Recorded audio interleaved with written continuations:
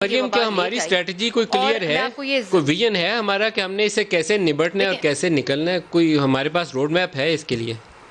دیکھیں، اگر آپ مجھے ایک ہی لفظ میں پوچھیں گے تو نہیں، اور اس ابہام کی جو وجہ ہے وہ ہر روز وزیر اعظم کی بدلتی سٹیٹمنٹ ہے، اور اس کا جو ٹرکل ڈاؤن امپیکٹ ہے وہ فرقان صاحب، ڈاکٹر فرقان جیسے کیسز ہیں۔ اور ندیم بھائی، میں ایک بات یہ بھی کہنا چاہتی ہوں کہ ذاتی طور پر ایک واقعہ میرے ساتھ ایسا ہوا کہ میرے اپنے جاننے والے جو تھے، جو افورڈ نہیں کر سکتے تھے ٹیسٹنگ، اور شروع میں ہی ہم نے، آپ کو یاد ہوگا کہ ایسے ریڈ کرتی تھی پولیس، ایسے ریڈ ہوتے تھے کہ کرونا کا پیشنٹ پکڑا گیا جیسے کوئی مجرم پکڑا گیا۔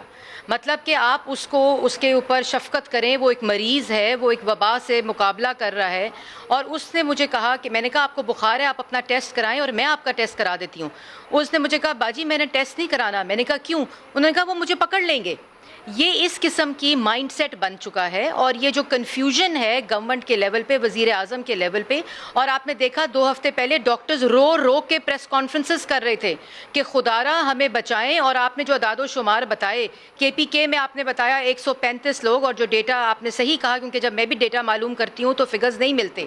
اسی طرح آپ نے دیکھا کہ سندھ میں، GB میں، پنجاب میں، بلوچستان میں، یہ ایسی چیزیں خدا نہ خواستہ اگر ہمارے فرنٹ لائن واریئرز جو ہیں وہ کسی نہ کسی طرح، کیونکہ دیکھیں ابھی وہ اپنی جان ہتھیلی پہ رکھ کے کسی بھی جذبے کے ساتھ لڑے ہیں، لیکن اگر آپ دیکھیں وزیر اعظم روز کیا کرتے ہیں، کبھی لاک ڈاؤن، کبھی کنفیوژن، کبھی آہستہ کھول رہے ہیں، سیکٹرز کھول رہے ہیں، کبھی یہ خبر آتی ہے دکانیں کھل رہی ہیں۔ یہ کنفیوژن جو ہے، کیا کرنا چاہیے؟ تجویز کریں انہیں کیا کرنا چاہیے، آپ بتائیں، پھر میں شبلی صاحب سے پوچھتا ہوں۔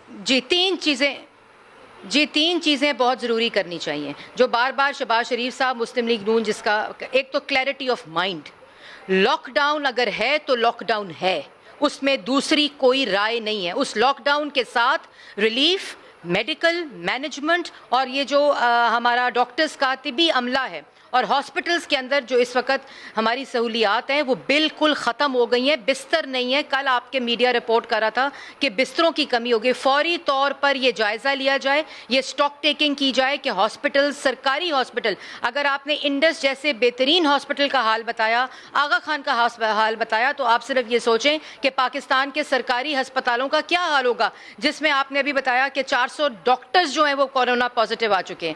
تو پہلے تو دوسری چیز سٹاک ٹیکنگ کی جائے، اور تیسری چیز ایک ایسا پراپر، یہ ٹائیگر فورس، یہ اس طرح کے خدارہ، اس طرح کے کنفیوژن سے نکلیں۔ ریلیف کے لیے لوگ کرونا کے ساتھ ساتھ بھوک سے مر رہے ہیں، تو لاک ڈاؤن کے ساتھ ایک مضبوط، مربوط، معاشی چیز جو پاکستان کی عوام کے سامنے ہو، جس سے ان کو حوصلہ ملے۔ یہ 3 وہ تجاویز ہیں جو مجھے فوری طور پہ یاد آئیں۔